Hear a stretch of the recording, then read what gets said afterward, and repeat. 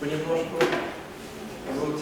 Я рад, что на самом деле достаточно хорошая активность у нас, несмотря на жаркое время и сложности передвижения в пространстве в связи с этим, и вообще жаркое время во всех отношениях, не только в плане погоды. Тем не менее, мы воспользовались замечательной возможностью, приехавший к нам на защиту диссертации профессор Игор Grossmann из университета Ватерлоо в Канаде, который занимается рядом очень интересных вещей, согласился выступить у нас сегодня с лекцией на тему, которая особенно, наверное, интересна и актуальна у нас здесь в Высшей школе экономики по поводу междисциплинарной, по сути дела, темы, то есть она психологическая, но она связана с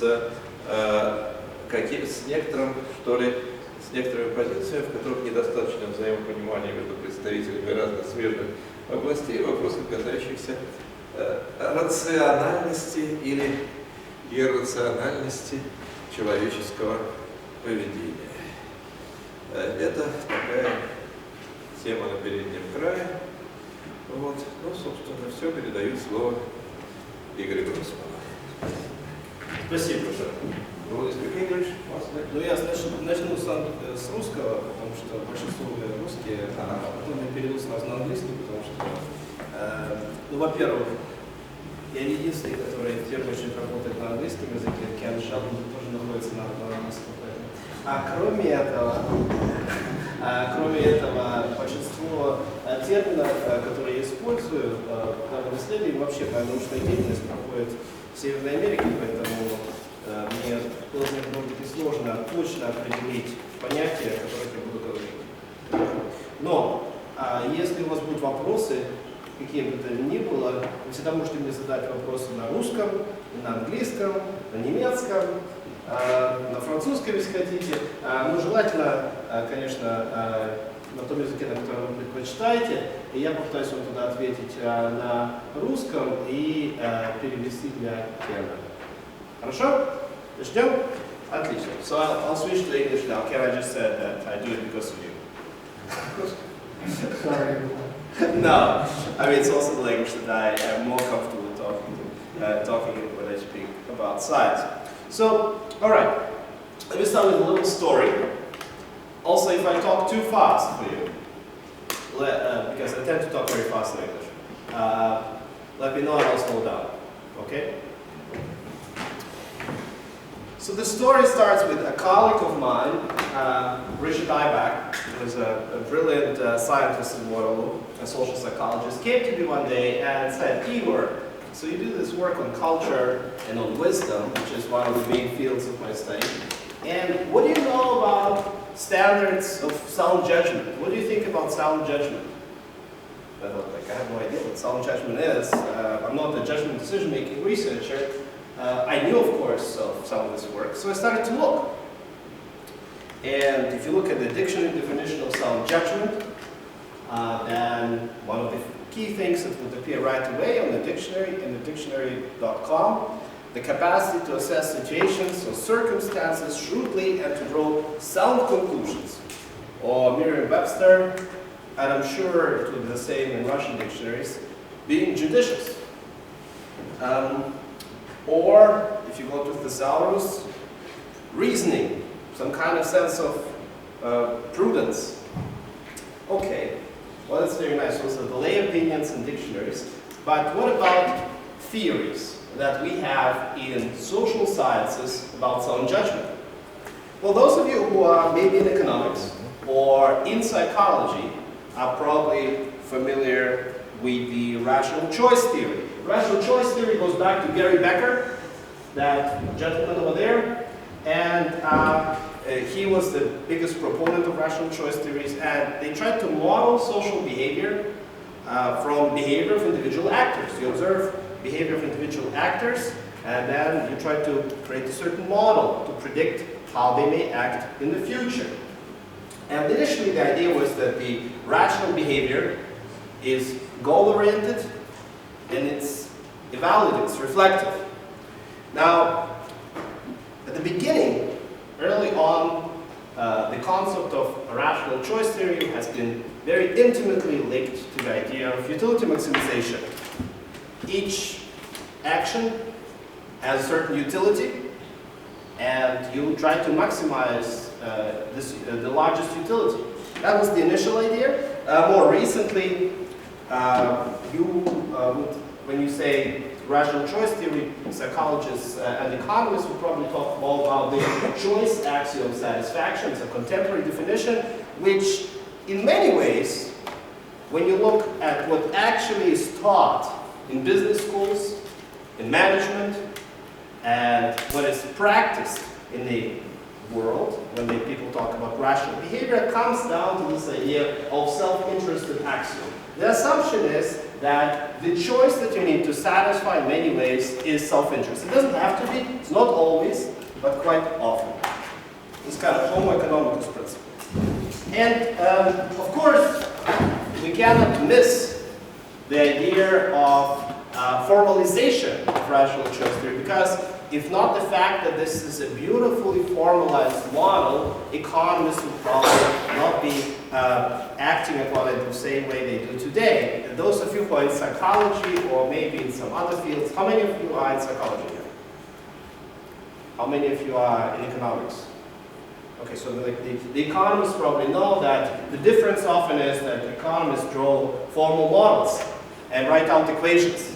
And to some extent it goes back to the work of John von Neumann and Morgenstern, who together formalized the expected utility hypothesis. Now, in order to do that, they have to satisfy certain assumptions to reduce the complexity of the idea of rational choice theory to a set of principles. And that leads right away to the limitations that have resulted in a large body of work in psychology and in economics in the last 30 years. Von Neumann did not make claims about the nature of utility whatsoever. They just talked about the mathematical possibility of formalizing the model. But very quickly, this model was taken over as the standard. And now, the critique of the rational choice theory is quite often that it comes from this kind of very positivist perspective, that you just observe behavior and you right away kind of infer about people's underlying reasoning or what is good for them. And it also takes on this kind of methodological individualism. It takes people outside of the social context. Quite often, what it does is just focuses on individual agents and assumes that irrespective of the context, the agents will be acting the same way. Now, the other critique that, for instance, comes from Bourdieu, who is that, well, in reality, social agents don't really calculate all the time. They don't go around the world and calculate all the time the expected utility of a given function. That's not how we define sound judgment. That's not how we define what is good for us in our everyday life. And instead of focusing on this abstract rational criteria, we're often much more pragmatic. We're kind of balancing different things and trying to figure out which way, which one do we lean towards more. But there's not like this kind of explicit abstract calculation. And of course, the other work that produced psychology, the last two Nobel Prizes, both Kahneman to some extent, and certainly Dick Thaler, who basically tried to show, and showed quite convincingly, that in many cases people do not follow the principle of rational utility satisfaction, or preference maximization. Instead of acting as neoclassic economists would say, and by the way, I'm focusing on neoclassic economists, not all aspects of economical theory.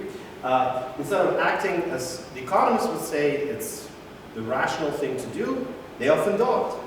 Instead of taking the money when there is nobody else watching, they share, and so on. So the people prefer to be fair, to act irrationally. And the other idea here is also that maybe rationality is bound by evolution. So Gerhard Pigerentz's work and cognitive limitations. Sometimes you just cannot act rationally, so there's something else that you would do in those situations. You use heuristics. Okay, the idea here is quite often that complete preferences are untenable. And, well, some people say that in those circumstances, you update your preferences in a Bayesian way, or, as Tyler would say, people are just incapable of being rational, as economists would define. All right, so this is probably just a quick crash course on economics 101, simple things that those of you who are in economics are probably bored by now, and those of you who are in psychology know a little bit about. But probably sounds kind of familiar. If you don't know who Kahneman or Thaler is, you probably should go after this talk and read a little bit about them, because those guys are brilliant. And they definitely changed the field. But what's interesting is that when I started looking, I discovered this theory, and then, right next to it, I discovered something entirely different. Okay, so there is this, as it turns out, the standard of reasonableness that no economist is writing about. But then in other fields, like political theory or in legal scholarship, is highly prominent, especially in North America. Okay. So where does this idea come from? In common law, in English influenced, British influenced legal systems, and I mean in Britain, in the US, in Canada mostly, in Australia, in Hong Kong, you have this so-called common law, and the common law, you evaluate somebody's behavior when was it reasonable, was it not reasonable? And if it was unreasonable, then you'll be punished. So that's the basic principle, of course. But the reasonable behavior is hard to evaluate. What do you think is reasonable in a given situation? Well, legal scholars came up with the term of a reasonable person. And the reasonable person is a person in England on so-called Clapham omnibus. Clapham omnibus is that little car, horse-drawn initially, and then later it was a tram, a streetcar, that was going from one part of London to another. And they were imagining that, imagine there is this person on Clapham omnibus. And it's actually a legal term, person on Clapham omnibus, who is a reasonable person. He's intelligent, but non-descriptive. He's fair-minded, and he's an informed observer. Now, this is the person who would act according to the societal norms and at the same time keep his own business. This is the person who would, to some extent, be ideal, prototypical, but it's not a saint. So this person will not sacrifice himself for the good of others. He will just do whatever is reasonable in the given situation. He will be balancing the principles of fairness with the principles or interests of self-protection.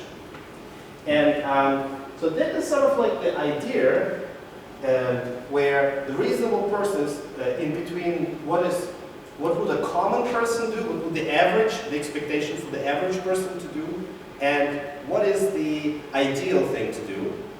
There is prevalent both in philosophy and in legal scholarship, in English-speaking legal scholarship, which is very distinct from what economists would talk about is reflecting a good judgment. Now, to give you a little bit more nuance about it, and to really bring it down, that's sort of like, what is really interesting here about this idea of a reasonable person, that in legal scholarship you assume that depending on the circumstances, the person will be acting differently. Because a reasonable person would look what is happening on the street. You know, it's not like that all streets that the tram is passing by look the same. And maybe there is an accident, and maybe there is no accident. And there is a comparison to a reasonable person under the circumstances. So it's not just a reasonable person in principle, but there's always this consideration of the circumstance that plays a role. So it becomes very important in a second. What is interesting that some philosophers recognized the distinction between the rational person and the reasonable person, at least the way it is used in English language. John Rawls, a famous political philosopher, contemporary political philosopher from the 20th century, wrote that merely reasonable agents would have no ends on their own they wanted to advance by fair cooperation. Merely rational agents lack a sense of justice and fail to recognize the independent validity of the claims of others. He also said that, well, that's basically what he said. He basically proposed that people kind of understand what a rational person is and what a reasonable person is, and they differentiate between the two, and often use either one principle or another principle in their everyday life. So that's sort of like the interesting idea that I encountered when I was first approached by my colleague, and I thought, what's an interesting idea? Let's formalize that a little bit and let's test it.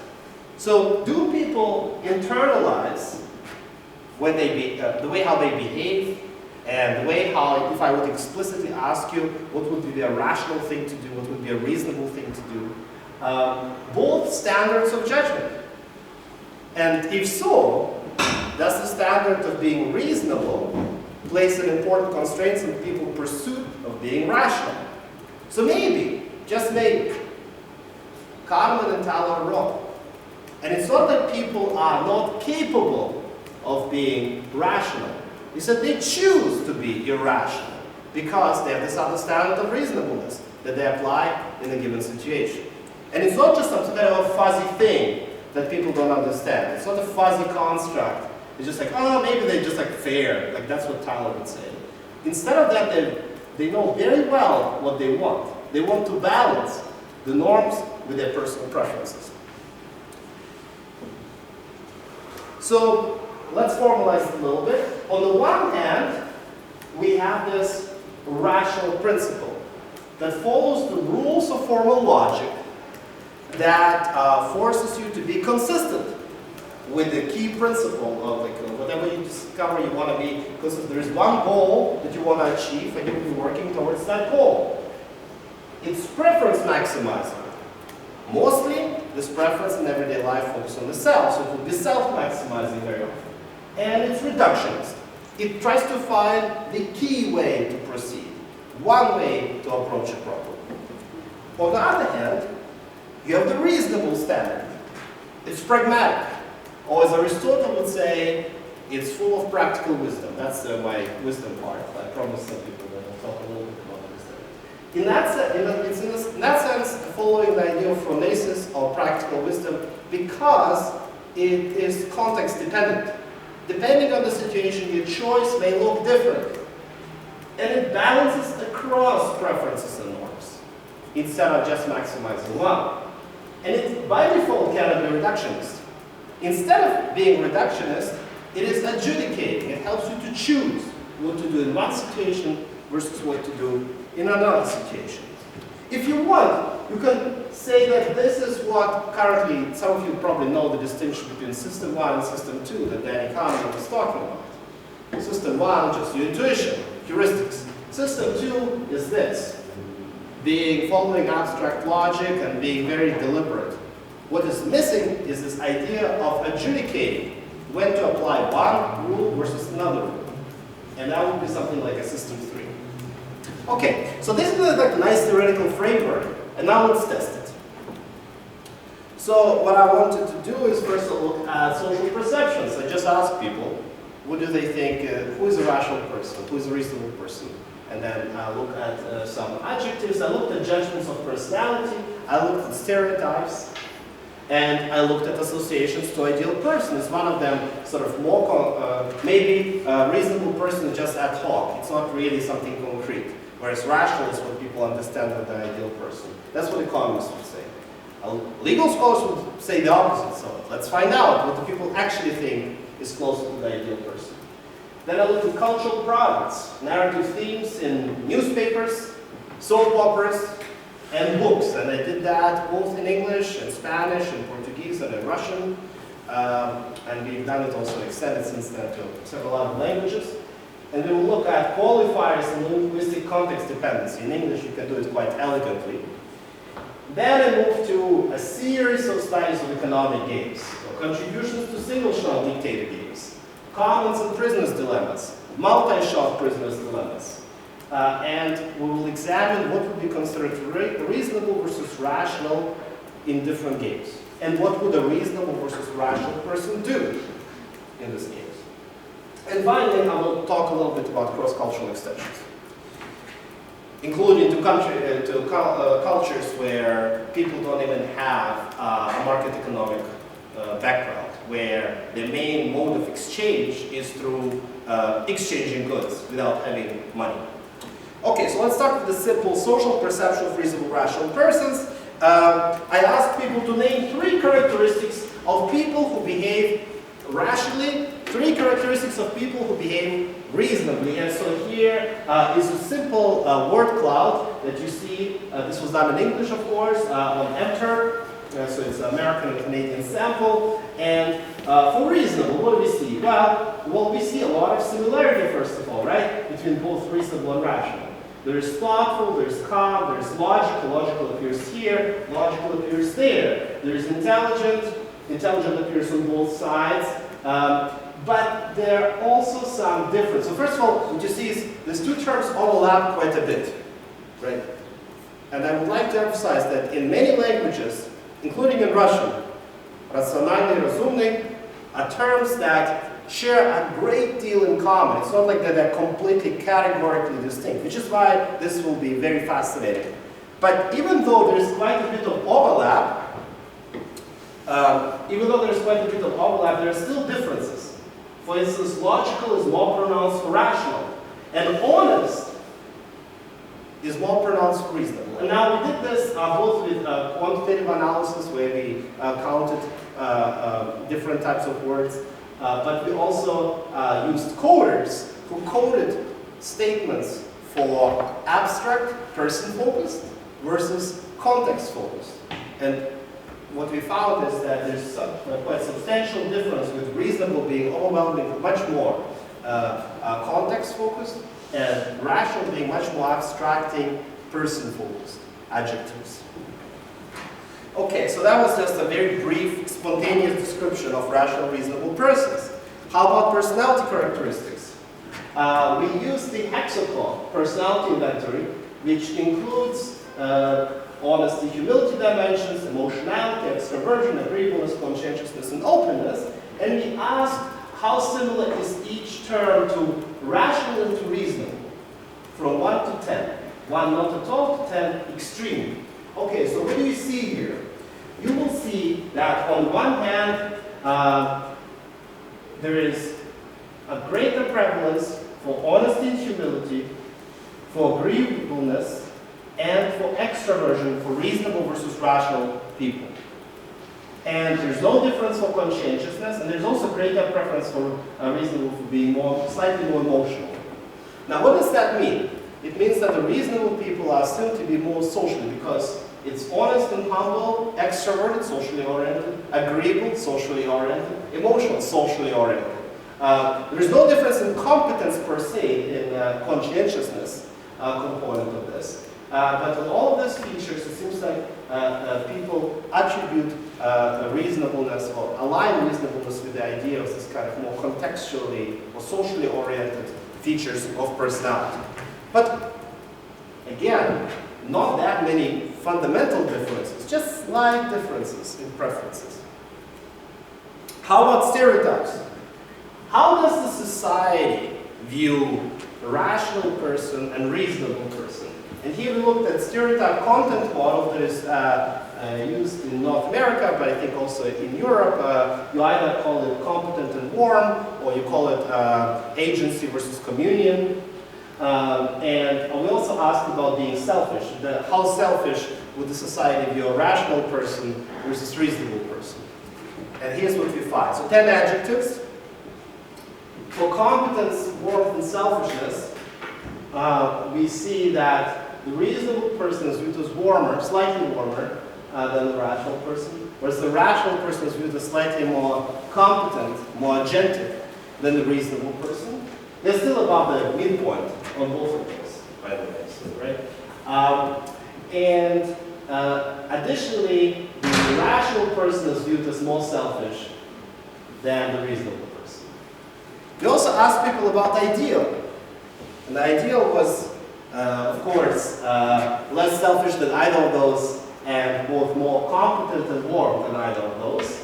Now what we did next is we used the ideal as a dependent variable and predicted simultaneously rational and reasonable judgments for each of those dimensions to see which of them is more likely to align with being ideal.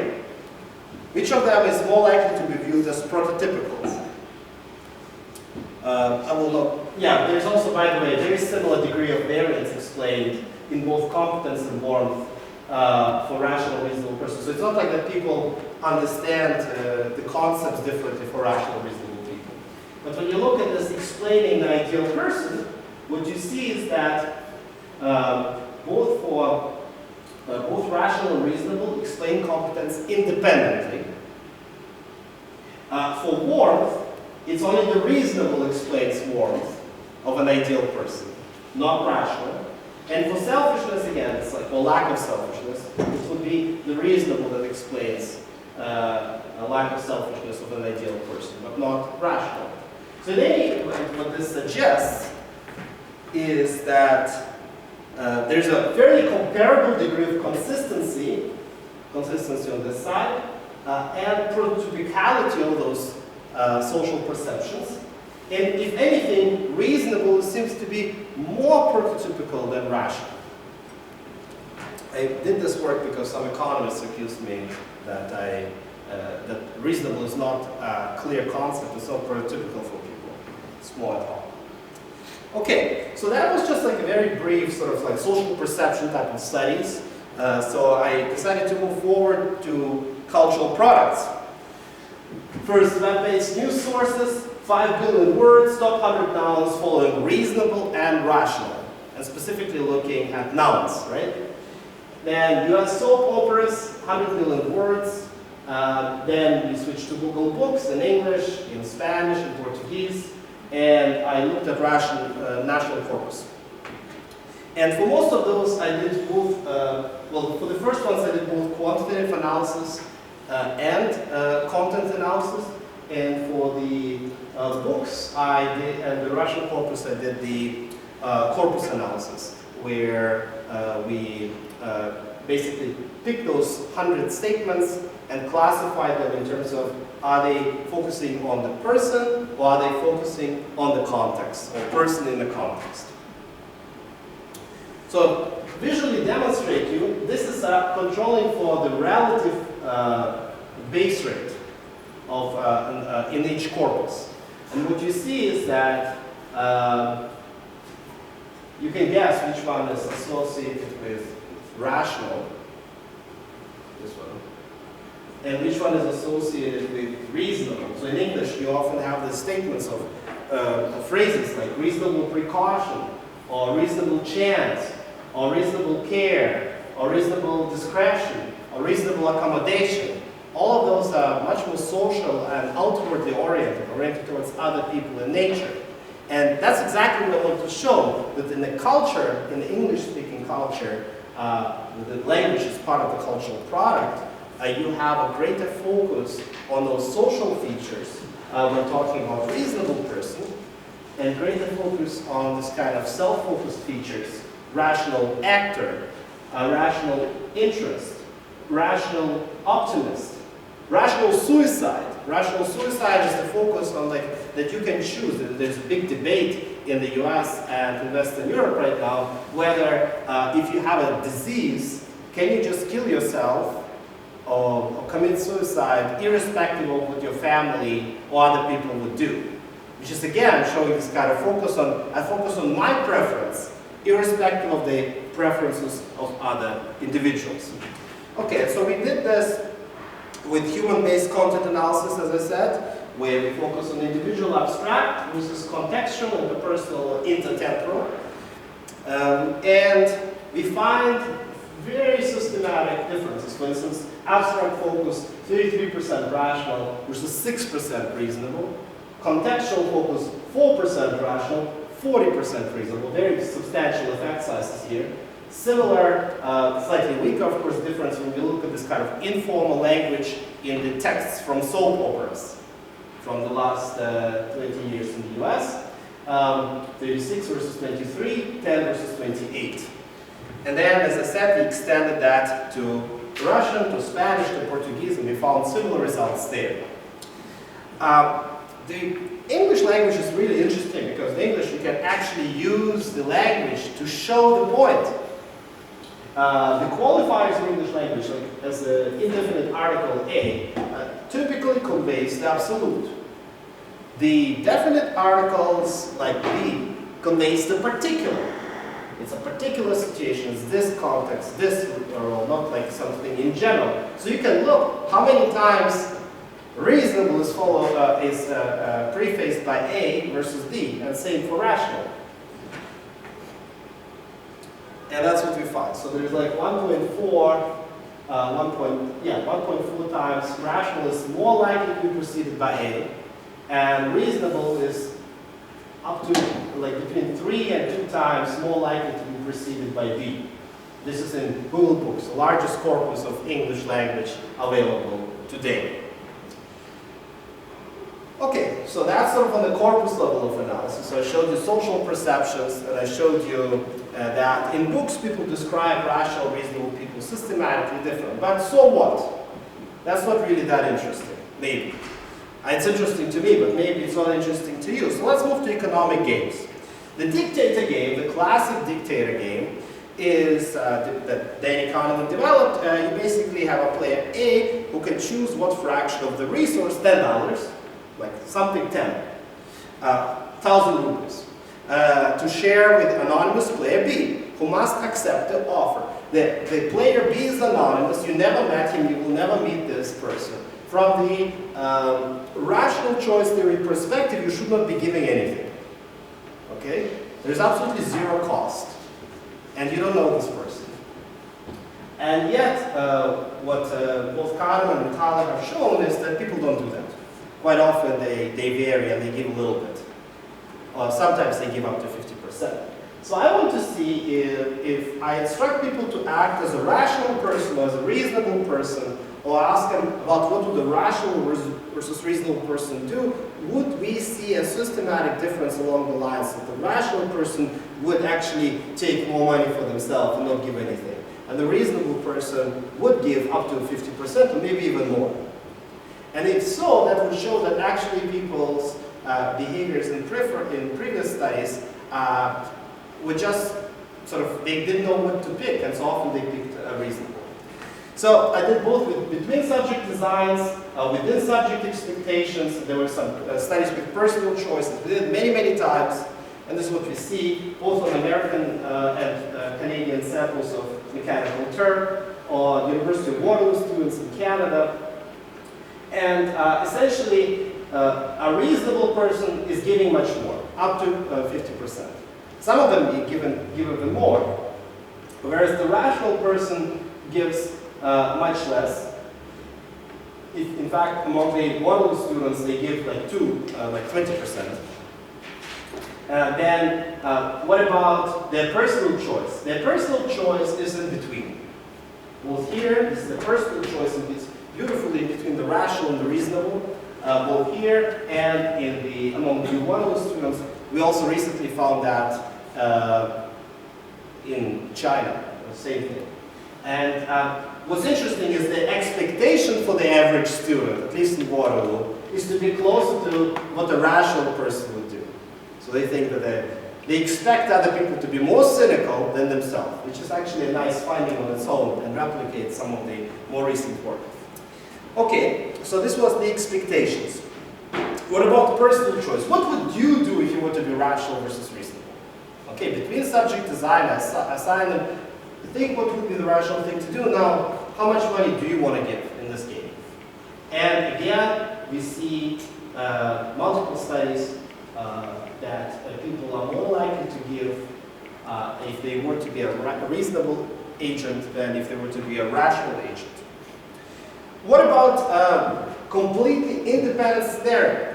I first ask you to think the last time you were reasonable, or did something that was reasonable. Or think the last time you did something that was rational. And then I give you the classic dictator game, without any changes, exactly how it is in the textbook. And this is what we see. Now it's not a huge difference, and it was pre-registered because I don't believe in priming. This is a classic priming study, and I personally don't think priming studies are the best way to go because the effects are really small. So we had a sample of 1,000 people. But with MTurk you can do that.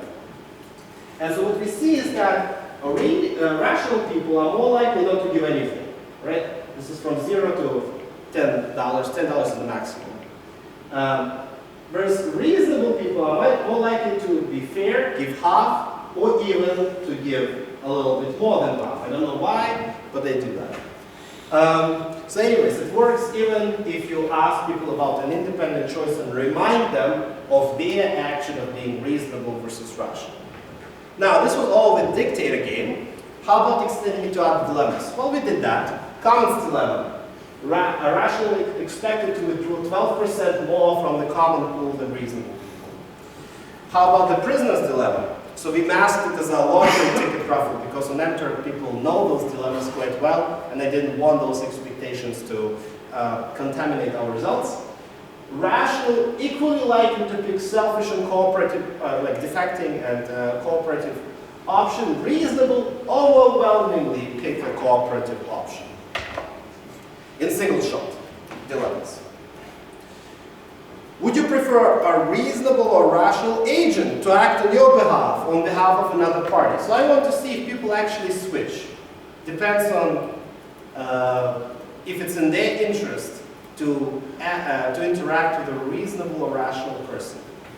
And so I did that both for dictator, commons, prisoner's dilemma, as well as extended it to social interactions that don't have this economic context, legal dispute or negotiations. And so, whom would you pick? Would you pick a rational person? Well, how about you guys? How many of you would pick a rational person to represent you in court? You have a legal dispute with somebody. Would you pick a rational person or a reasonable person? It depends whether you're guilty or not. Okay, imagine you're guilty. Would you pick a rational person to be a lawyer or a reasonable person? A reasonable one. A reasonable one. Why? Because more socially oriented, and that's what you expect in courts. You can't just be a rational homo economicus in court when you have to interact with living creatures and not other agents. Well, let's see what the participants in these studies have shown. It's really interesting. A reasonable one seems to consider more than a rational one. It does, but often then you may end up going to prison. So, at least in North America, people overwhelmingly preferred a rational person. The rational would be here. So this is 50% here. This would be equal, rational and reasonable. Over here would be, they would prefer a rational person. Over here would be, they would prefer a reasonable person. And let's see, do you see that there's a difference? It's about you on your behalf or on the other party's behalf.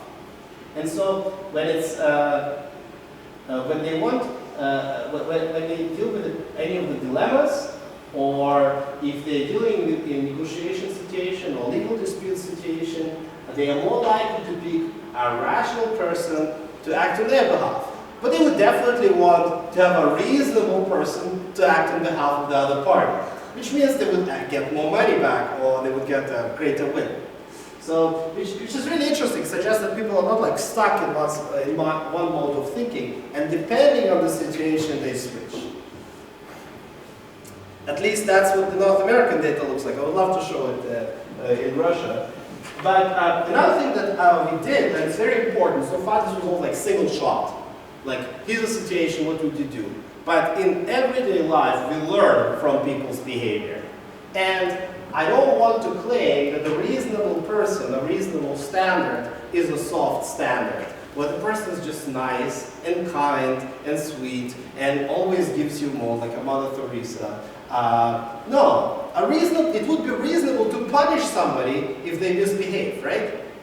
You would think that because the person may be violating certain norms. So to do that, I decided to shift to multi-rounds prisoner's dilemma.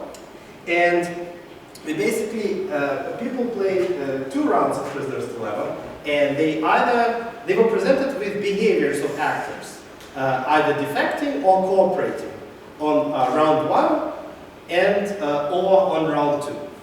And some of those were symmetric, where you cooperate on round 1 and the other player cooperates on round 1. To what extent would it be reasonable or rational to cooperate on round 2? So it's systematic behavior, there's consistency, and what you see is basically you cooperate on round 1. Would it be reasonable to continue cooperating? Yes. Is it rational? Yeah, it's rational.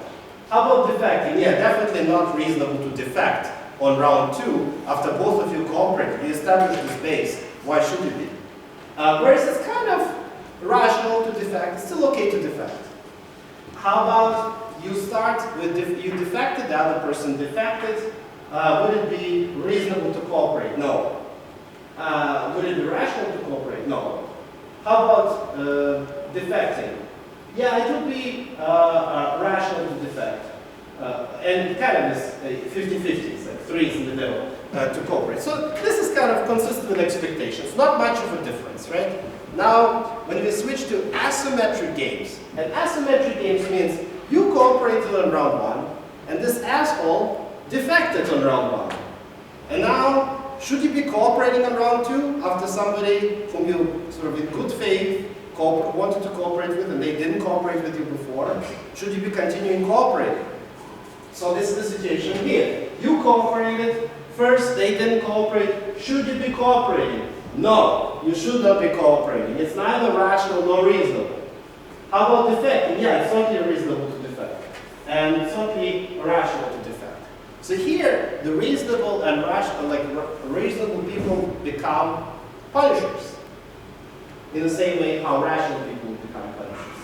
How about you defected on round 1, and the other person turns out to be a nice guy and cooperated on round 1. Now, should you be continuing defecting and squeeze out this sucker who just like gives in? Or should you be also switching your strategy based on their behavior? And so here you cooperate, you defect on round 1, the other person defected on round 1, cooperating. It's reasonable to cooperate on round 2. It's definitely not reasonable to defect on round 2 after that. But it's still kind of rational to defect on round 2 because you're still making money and you can squeeze out the person. So again, it shows that the rational focus is this preference maximization. You want to get the most for yourself. Whereas the reasonable person switches flexibly depending on the features of the situation in different games. Okay, so final thing that I would like to show you is a little cross-cultural extension. And as I already mentioned earlier, we actually extended this already to other cultures, pre-registered. Some of this was, actually half of this was pre-registered. I did mention that, including the first studies. And we extended that to China, but here I will show you a more unique sample. Not just a well-off educated and market economic society like in North America, but a society that does not necessarily have this kind of Western context standards, or maybe doesn't even understand the Western distinction between rational and reasonable. So, fortunately, about a year ago, an exchange student from Pakistan knocked on my door and said that I want to do a project with you and come to Canada. I have a scholarship and I really want to work with you. I was like, fine, come. And so he ended up helping me with the study. Pakistan is really interesting context because of course you have this highly educated sector in Islamabad and other big cities. And specifically, we focus on the banking sector. I recruited bankers who probably know what rational means. But I also recruited street merchants low-educated people who still engage in market economy. And finally, barters. These are people who exchange goods without money. So this is just like a barter economy way. It's like I give you a bag of rice and you give me that gold. So they don't have this abstract concept. And it was very important because I want to see if even people who don't have this set of abstract concepts like we do in our economic exchange still differentiate between the rational standard. And we did 300 persons each. This was a pre-registered study. This was pictures from the sample sites, so people in the fields, like the street merchants over there, and the happy banker smiling there. Okay. So again, this is a dictator game, a classic dictator game. The only thing that we changed is the rupees instead of $10, 1,000 rupees, which is approximately an equivalent. A game with 2 players, both players told they're playing anonymously. Player A receives 1,000 rupees, has to decide how much money to give to the other player. Player B is then given whatever player A would choose to split, and player B has to accept whatever amount player A decides to give to him or her. And therefore it's a dictator game, because player A is dictating the rules. So, this is what we found. These are violent plots. You have the medians and the means. The means is the red dots, and you can see red dots are always higher for reasonable people who give substantial amount up to 50%. And there's a much higher percentage of people who don't give anything, especially in the distinction becomes really, really clear if you focus on the rural barters, who still do the same thing as street merchants and people in the urban environment. By the way, we also asked those people to spontaneously describe, as I did at the very beginning of the study, one word. They didn't want to give 3 words. Like they was like, why do you need 3 words from me? 1 word to describe a rational or reasonable person. And again, we find a systematic difference where reasonable people were much more individual, self-focused, rational people, individual, self-focused, reasonable people, more contextual. Okay, so to summarize, there is some evidence, hopefully I convinced you a little bit, that people internalize a dual framework of judgmental competence. On the one hand, you have this rational standard, it's instrumental in focus. It emphasizes to some extent in people's intuitions on self-interested axiom. It disregards context, doesn't matter what the other person did, I will still try to pursue my game. On the other hand, you have this reasonable standard, it's less formal, it emphasizes social norms, and it switches depending on the context. So we have evidence of social perception, cultural products, economic games, interpersonal transactions, and most recently, actually, I extended this another study in China to actually abstract non-social logic, the rules of logic. The rational thing to do is often following the formal logical rules. The reasonable thing to do is to find kind of a compromise when you look at triad pictures. So it even extends beyond the social transactions. And what's interesting is that each standard seems to be easily activated and promotes respective actions.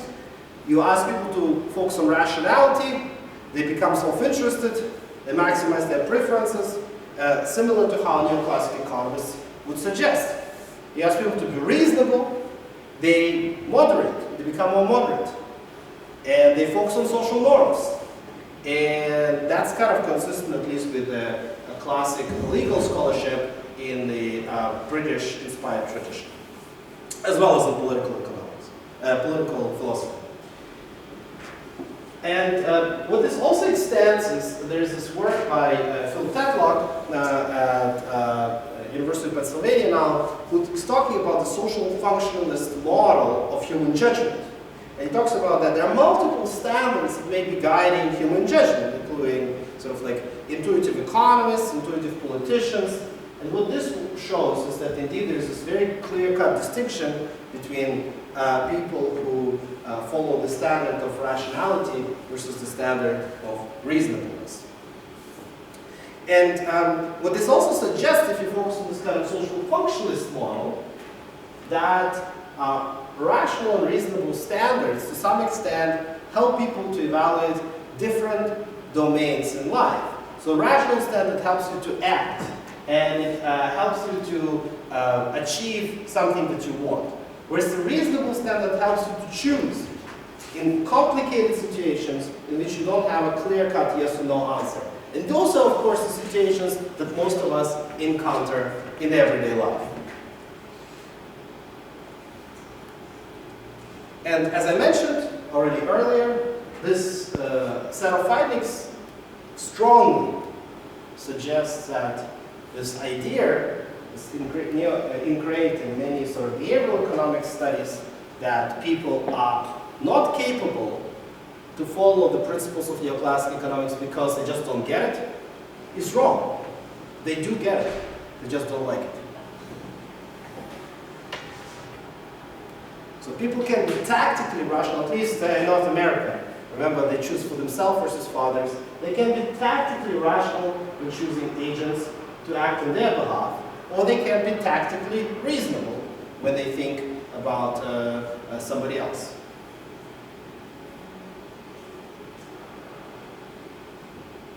And so overall, what this suggests is that both standards are necessary because they provide some accounts for justifying your actions. So the rational account requires you to justify, is needed to justify self-interested actions. So that's why we have possibly this rationality standard. Often we act in our interests, and therefore we need a standard that would be describing our interests. But sometimes we also want to be good people, and there the rationality account is not helping. We need to have some kind of a narrative about how to flexibly navigate our environment and still think of us as well. And so that's where you have this, what I would call socially conscious standard. The kind of reasonableness seems to be much more socially conscious, whereas rationality is much more self-interested. And that's all. And so now we have time for questions. Thank you, guys.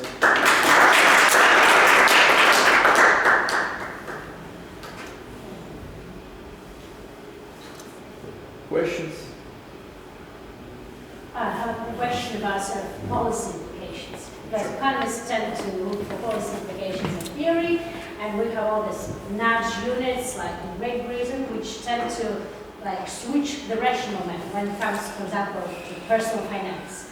But is there any sense of switching the reasonable man? And what do you think, in what spheres it could be applicable?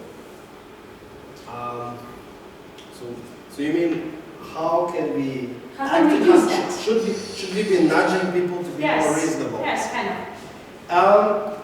Well, I mean, we could certainly nudge people to be one way or another, as I showed with these priming studies, or remind them of the standards in the first place. I guess, when would it be useful? Well, pretty much all situations in which you have challenge of reconciling different opinions. Imagine Professor Leontief and I have a conflict, and we have different opinions on something. And he has some interests, and I have some interests. Quite often in life, I mean, there's not to be a conflict, but there are those interactions where you're dealing with somebody whose interests may not necessarily align with yours. Under those circumstances, a rational standard will not help us both. It may help me alone, but it would mean that it becomes a zero-sum game. And quite often we don't want zero-sum games. And those in social interactions, we need to balance. And so activating this type of reasonable standard, or nudging people towards a reasonable standard, or boosting it in some other way, may be very effective to figure out some kind of a common ground. First of all, it will probably help you to switch from this extremely poisonous, in my opinion, zero-sum thinking. It's prevalent now on the economic level, it's prevalent now on the societal level. Just look how Trump or various other political leaders are talking about the world. They're talking about the world as us versus them. And you either for us or you're for them. That's classic zero-sum game, and it's very dangerous because clearly we just have one planet so far. So the implications are fundamental, I would say, and applicable to various domains of life. Especially if there is, you don't need to nudge people to be reasonable when they learn how to ride a bike or how to solve a math equation.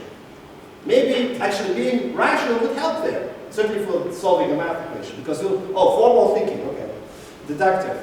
But reasonable would help you in probably all possible social transactions, including in the workplace. Can we probably treat reasonableness and rationality as two different forms of meaning making through referring to different contexts or frameworks? Yeah, absolutely. In fact, right now I work in a more bigger theoretical model where what critical piece is the type of narrative that this kind of reasonable standard helps you to create about yourself. Because quite often we do act inconsistently, and it's impossible to be... We rarely act consistently. Yeah, we rarely act consistently, so it's impossible to think about, I'm a very irrational person if from one situation to the next you do pretty much the opposite. So you need some other form of meaning making for those type of situations, because quite often it makes sense to be inconsistent. So that's where this reasonable standard kicks in. But one feature of wisdom is the capacity to alterate the criteria. That's right. Yes. Okay. My name is Vladimir Nevolensky, and I am one of the economists in this room.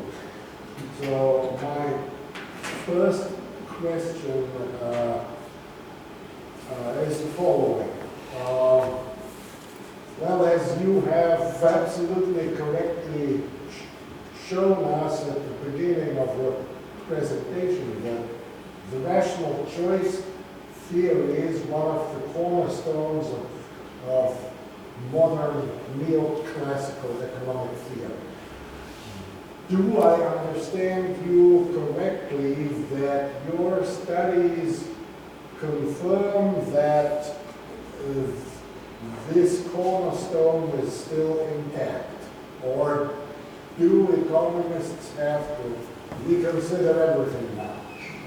Well, very good question. I love this question, because I think that brings me to the key punchline here.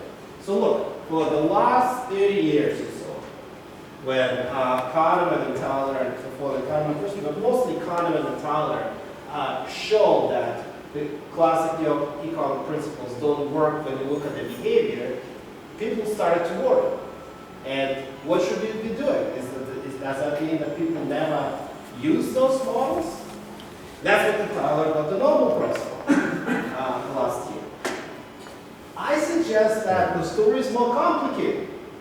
And the story is that under some circumstances, they do. It's just those are often not the circumstances that they live in. Most of our life is not just about economics, but it's also about social transactions. And applying a neoclassical model to social transactions, as you know, can be very complicated. That's why you move into more like complex systems economics, or like other versions of how to conceptualize multi-agent interactions. So yeah, so this is one attempt to say, look, you're both right. Economists have something right there when they say that people can and use this as a standard. It's just that we need to identify under what circumstances people do, and under what circumstances people do not. And the reason why Thaler's findings are so consistent and so influential is because in many circumstances people do not follow those principles. Those are the social circumstances. So I hope that answers your question. Yes, it does. May I ask a second question? The reason I came here to listen to you is, by the way, quite practical. You probably heard that more recently. There's a lot of research and even more discussion and talk about the so-called social economy. To this social economy, people значит, относят to social entrepreneurship, social impact bonds, and lots of other stuff, which is allegedly economic. But on the other hand, how can you deal with these new phenomena based on rational choice theory? Right. So it's either flawed, or what is it? It's an absolutely new field, and it's developing fast, and on the level of theory, we urgently need some explanations for the motives of the social entrepreneurs, the social investors, etc. And yes, I came here looking out for explanations. So your lecture helped. Well, I'm very happy to hear. The social economy, I don't know, maybe we can talk afterwards with your take on Sanders, and it's another normal person who did write on this topic. But I think social economics, I guess you can say that for those people, sometimes the challenge is that on the one hand, if you look at it from this preference maximizing framework, you can say, well, their preferences are different. Their preferences are not about themselves, about others. But that's, of course, not quite the case. Because it's still preference, it's still abstract framework. And what you need to do when you are in this kind of social economic environment, you almost always have to balance survival of your NGO, your country, with, which is self-focused, self-preservation, with this kind of social agenda. So there's this balancing is missing. Yeah. So I think the reasonable framework can be very helpful in this. Okay, thank you. Thank you for the great presentation. I just have one question. As I understood, you call your model a dual model. On one hand, we have a rational, individual, and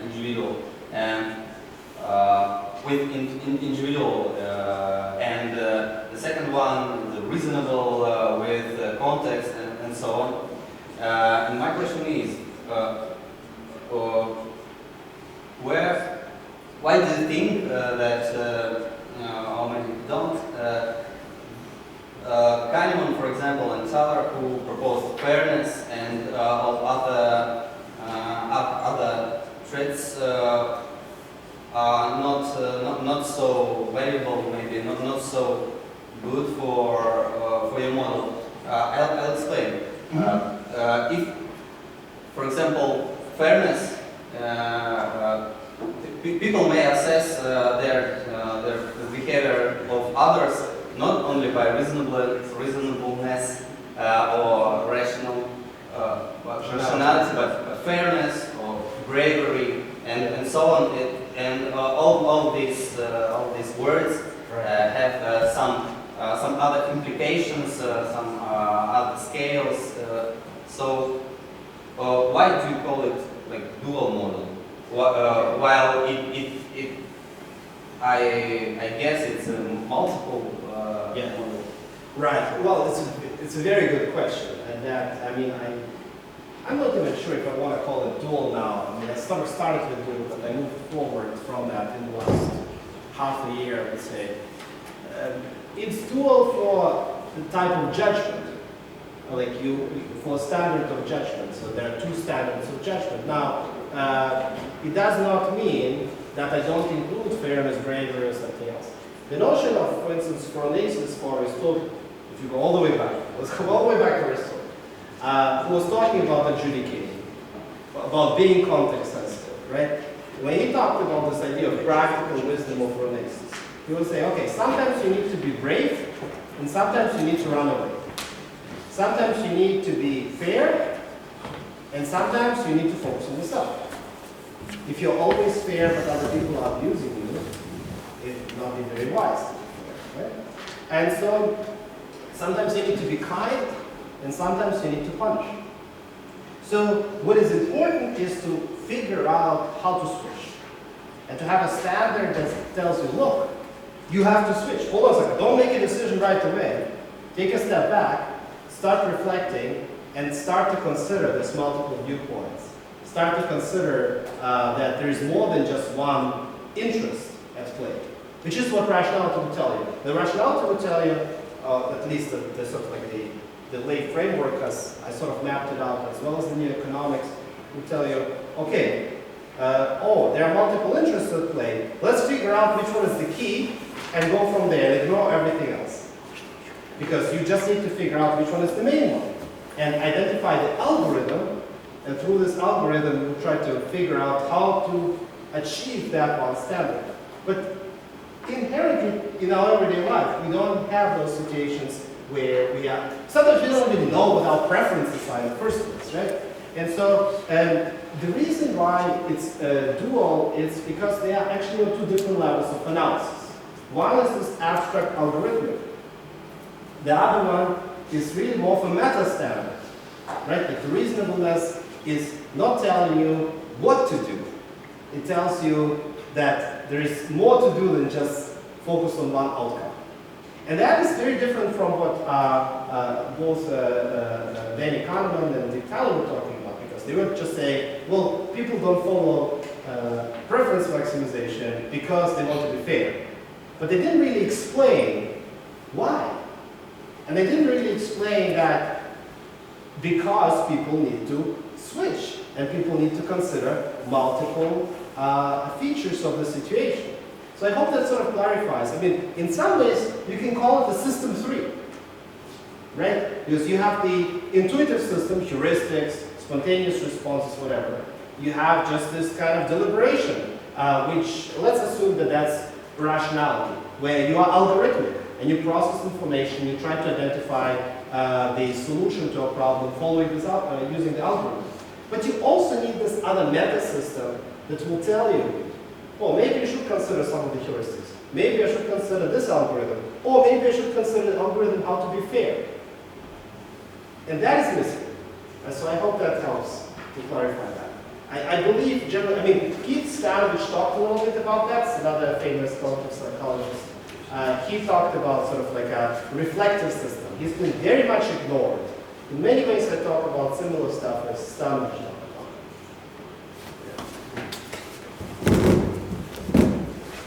More questions?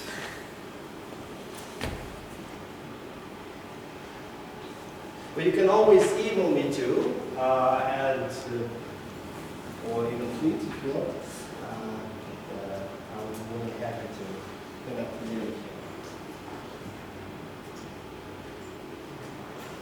Well, okay. So a lot of stuff to think over. Well, thank you very much. It's something to extend our horizons. Well, and I hope that we'll have some opportunities for closer cooperation in the future also. Thank you. Thank everyone for coming. Thank you. Please just note yourself in the list of those who are present here. Thank you.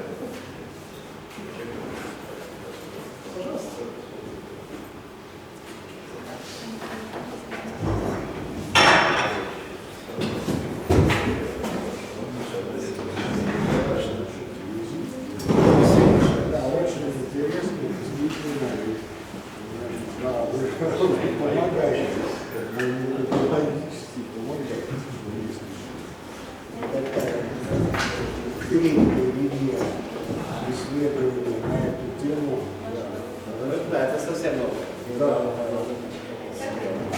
Очень. Спасибо.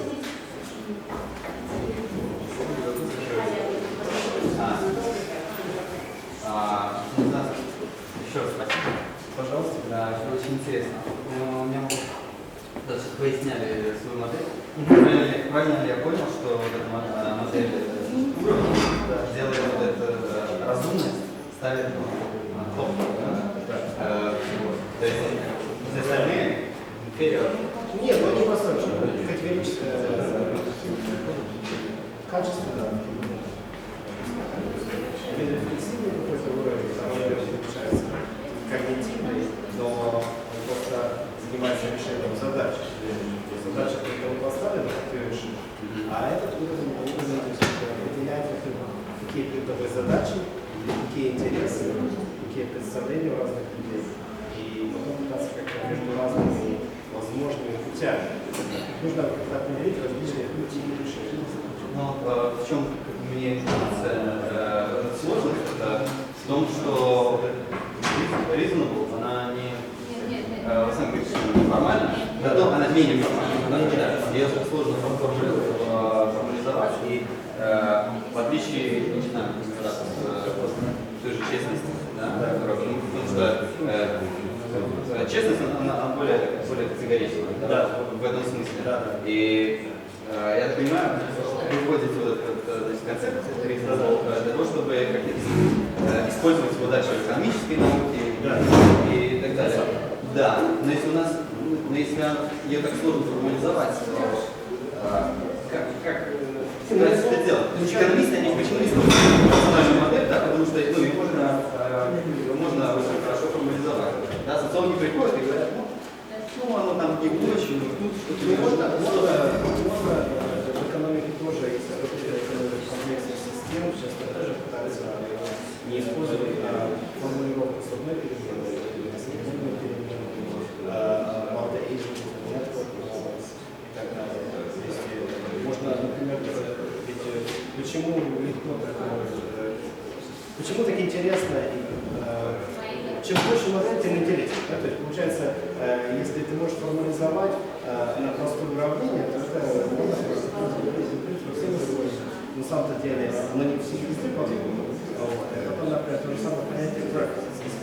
Они должны быть стабильные. Это в реале никогда не проиграется. То есть preferences никогда не стабильны. Но это совершенно индивидуальный уровень. То есть получается, как с экологической точки зрения, что то, что у нас ежедневно происходит с нами, наши ежедневные решения, такая рациональная модель не совсем подходит без какого-то такого рычага, который тебе помогает определять, а когда быть рациональным, а когда нерациональным, а когда быть храбрым или честным, а когда быть нехрабрым или честным. То есть переменные есть. И например, комплексной экономики не существует. Не классическая, конечно, это просто не используется, потому что само понятие неоклассической экономики формального и не экономика, это не ко мне, конечно, обращаться. Я пытаюсь просто как-то понять. Потому что экономика впереди социальных наук.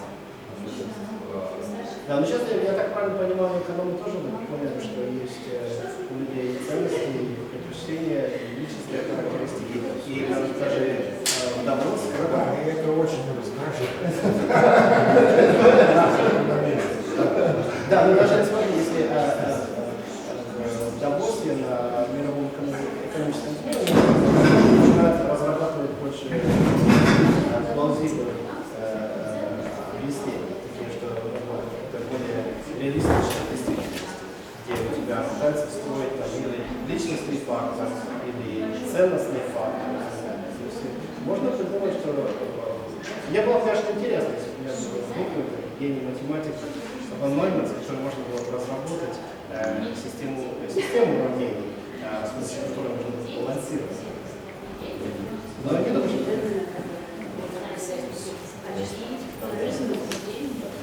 Ну, это так не форма, как предпочтения. То есть они тоже, конечно, нормы, предпочтения, они какие-то не постоянные.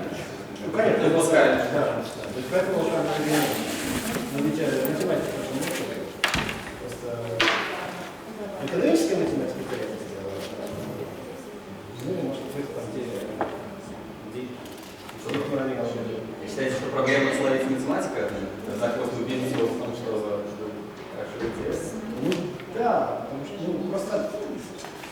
Дело же еще в трансфере, то есть чем сложнее математическое уравнение, чем сложнее высказывание, формализация, тем сложнее использовать, тем сложнее заставить других людей. Ему нужно будет заставить, во-первых, понять, что это нужнее, чем формула. Часто барьер заключается в том, что они говорят о языках. Нет,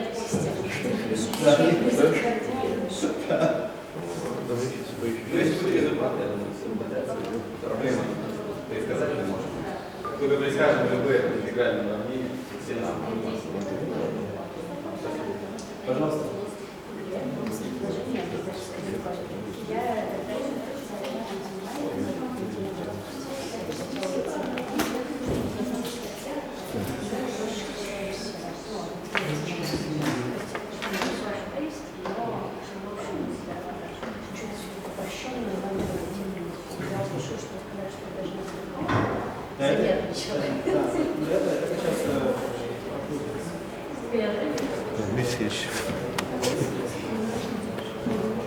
Отлично, секундочку. Да, конечно.